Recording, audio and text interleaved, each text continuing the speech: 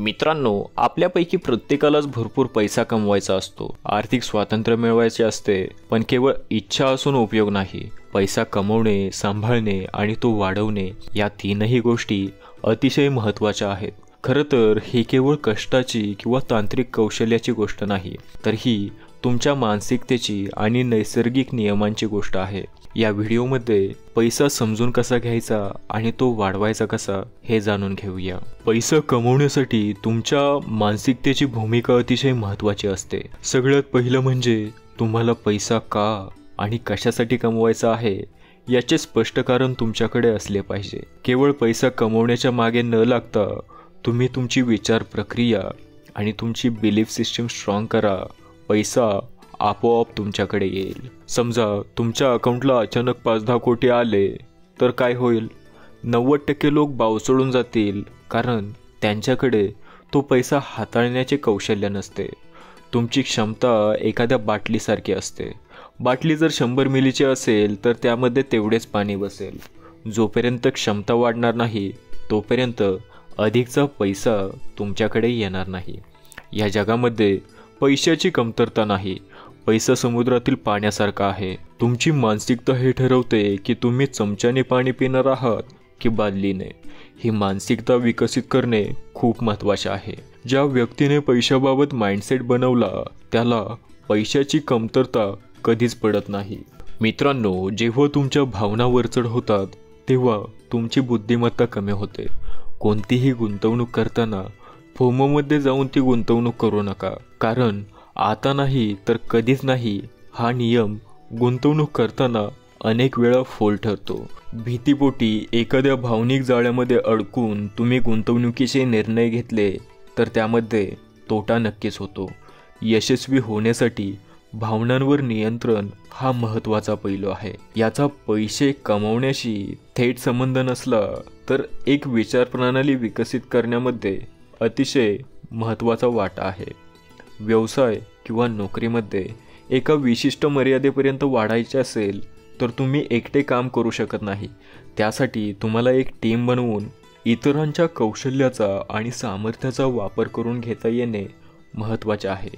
यामुळे तुमची टीम आणि तुमच्यासाठी फायदा होतो आणि पैशाचे नवे मार्ग खुले होतात.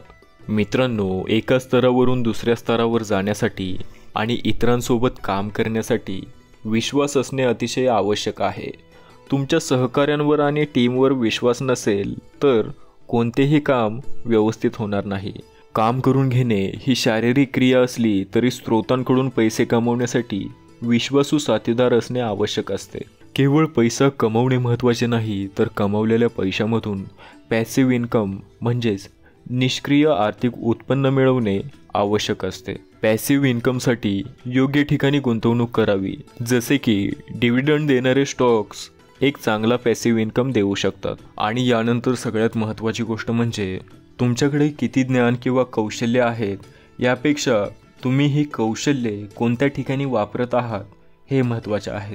जोपर्यंत तुम्ही तुमचे ज्ञान आणि कौशल्ये एखाद्या ठिकाणी वापरत नाही तोपर्यंत त्याला शून्य किंमत असते. यशस्वी लोक नेहमी अशा संधी शोधतात ज्या ठिकाणी आपली कौशल्ये दाखवता येऊ शकतात. यानंतरचा महत्त्वाचा मुद्दा म्हणजे तुम्ही कितीही शिकलेले असाल तरी पैशाबद्दलचे शिक्षण घेणे अतिशय आवश्यक असते. Share market, mutual fund, real estate तसेच इक्विटी यांसारख्या महत्त्वाच्या गुंतवणुकीच्या प्रकाराबाबत मूलभूत माहिती असणे आवश्यक आहे. गुंतवणुकीची सुरुवात करण्यापूर्वी तुमच्या आयुष्यातील आर्थिक जबाबदाऱ्या काय आहेत, तसेच उद्दिष्टे काय आहेत, त्यासाठीची टाईमलाईन आणि भविष्यामध्ये किती पैसा लागेल याचा अंदाज लावणे आवश्यक असते.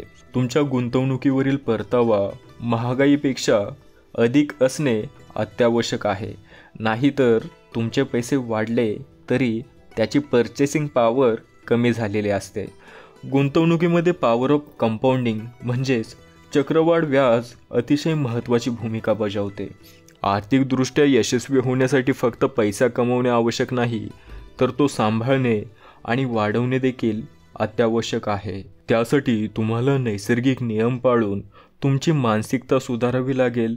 भावनांवर नियंत्रण ठेवून योग्य सवयी लावणे आवश्यक आहे आणि सातत्याने शिकत राहावे लागेल. पैसा हा तुमच्या योग्य कृतीचा परिणाम आहे. जेव्हा तुम्ही आर्थिक साक्षर बनता तेव्हा तुमच्याकडे केवळ करोडो रुपयेच नसतील, तर पैशाचा आनंद घेण्यासाठी वेळ आणि मजबूत नातेसंबंध सुद्धा असतील. त्यामुळे आजच सुरुवात करा. धन्यवाद. नवनवीन माहितीसाठी रिअल प्राईम व्हिडिओजला सबस्क्राईब